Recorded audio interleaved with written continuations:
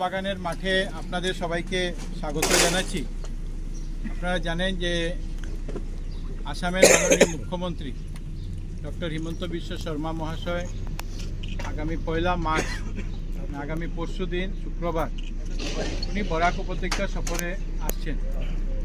আর বরাক উপত্যকায় 3টা জায়গাতে ওনার বিভিন্ন কার্যসূচি সেই কার্যসূচিতে অংশগ্রহণ করবেন। এর মধ্যে একটি কার্যসূচি যেটা লাভক মাঠে হবে, এই জন্য আপনাদের সবাইকে লাভক মাঠে আমন্ত্রণ জানিয়েছি যে লাভক মাঠে যে মুখ্যমন্ত্রী আসার যে প্রস্তুতি চলছে সেই প্রস্তুতিও আপনারা যাতে দেখতে পারেন সেই জন্য আপনাদেরকে এখানে আহ্বান করেছি। মাননীয় মুখ্যমন্ত্রী মহাশয় সেদিন শুক্রবার তিনি বিশেষ বিমানযোগে শিলচর বিমানবন্দরে অবতরণ করার পর সেখান থেকে হেলিকপ্টার যুগে উনি শিলচর মেডিকেল কলেজ ক্যাম্পাসে যাবেন।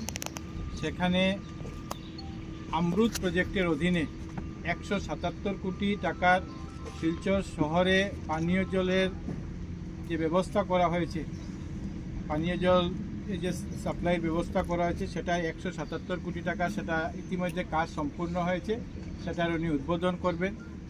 অমৃত ফেজ 2তে সেদিনই উনি সেখানে 35 কোটি 20 লক্ষ টাকার আরেকটি প্রকল্পের উনি সেখানে শিলান্যাসও করবেন। এরপরে উনি শিলচর মেডিকেল কলেজ ক্যাম্পাসে আসাম সরকার এবং টাটা কেয়ারের সহযোগিতায় কোলাবোরেশনে যে শিলচর ক্যান্সার সেন্টার যেটা নির্মাণ হয়েছে সেটার জন্য প্রায় 265 কোটি টাকার এটা প্রজেক্ট যেটা সম্পূর্ণ হয়েছে, সেটার উনি মুখ্যমন্ত্রী মহাশয় উদ্বোধন করবেন।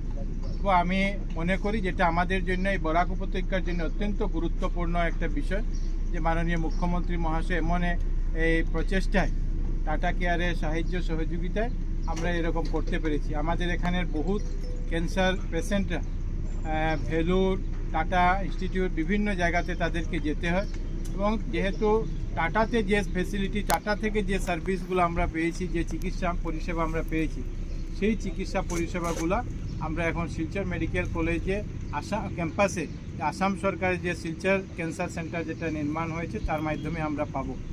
মাননীয় মুখ্যমন্ত্রী মহাশয় তারপরে উনি চলে যাবেন রামকৃষ্ণনগরে, সেখানে করিমগঞ্জ মেডিকেল কলেজে রামকৃষ্ণনগরের যে মেডিকেল কলেজ হবে সেটার উনি ভূমি পূজনের যে কার্যক্রম সেই কার্যক্রমে উপস্থিত হবেন। সেটার জন্য আসাম সরকারের তরফ থেকে প্রায় 570 কোটি টাকা সেটার জন্য সরকার ইতিমধ্যে বরাদ্দ করেছে। মুখ্যমন্ত্রী এই দুটি কার্যক্রমের পর উনি এই লাভক মাঠে 12টার সময় এসে উপস্থিত হবেন। আর এই এখানে উপস্থিত হয়ে যে কাছাড় জেলার যে বিকাশ যাত্রা, সেই বিকাশ যাত্রার যে কার্যক্রম সেই কার্যক্রমে উপস্থিত হবেন। করিমগঞ্জে ওনার যে কার্যক্রম সেটাও বিকাশ যাত্রার প্রথম কার্যক্রম আমাদের এই উপত্যকা করিমগঞ্জে হবে, যেটা উনি সেই মেডিকেল কলেজের সঙ্গে সঙ্গে করিমগঞ্জ জেলার কিছু আরও প্রজেক্ট আছে মেডিকেল কলেজ ছাড়াও, সেগুলার উনি শিলান্যাস বা উদ্বোধন করবেন।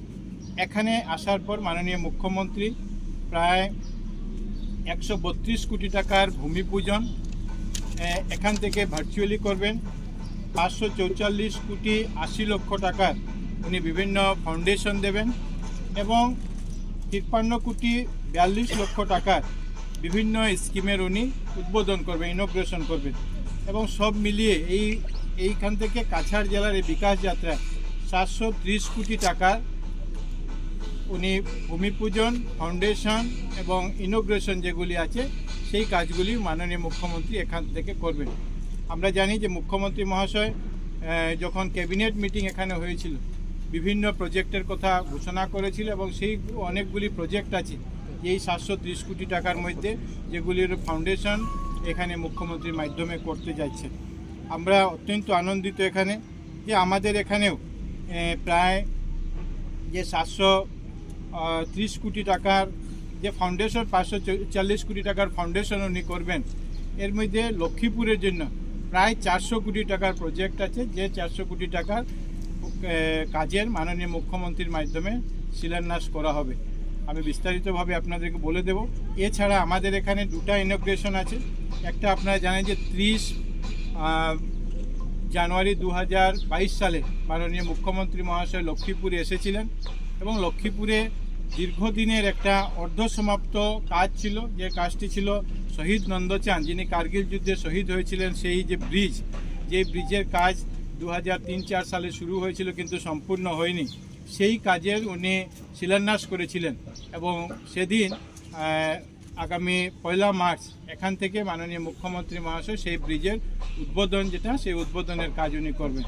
লক্ষ্মীপুর থানা ইতিমধ্যে থানার কাজ মৈত্রী যোজনার মাধ্যমে ইতিমধ্যে সম্পূর্ণ হয়েছে, যাটার জন্য 2,74,00,000 টাকা আসাম সরকারের মাধ্যমে এসেছিল, সেটারও উনি উদ্বোধন এখান থেকে করবেন। নন্দচাঁদ ব্রিজের জন্য 6,23,00,000 টাকা, সেটার উদ্বোধন উনি করবেন। এছাড়া উনি এখানে যে ভূমি পূজন যেটা আছে, এর মধ্যে আমাদের একটা ভূমি পূজন আছে। আপনারা জানেন যে ভারতবর্ষের মাননীয় প্রধানমন্ত্রী যখন নরেন্দ্র মোদীজি 4 ফেব্রুয়ারি গুয়াহাটিতে এসেছিলেন, তখন উনি কিছু আসাম মালা প্রজেক্টেরও উনি উদ্বোধন করেছিলেন। উদ্বোধন অনুষ্ঠান ইতিমধ্যে গুয়াহাটি থেকে হয়েছে।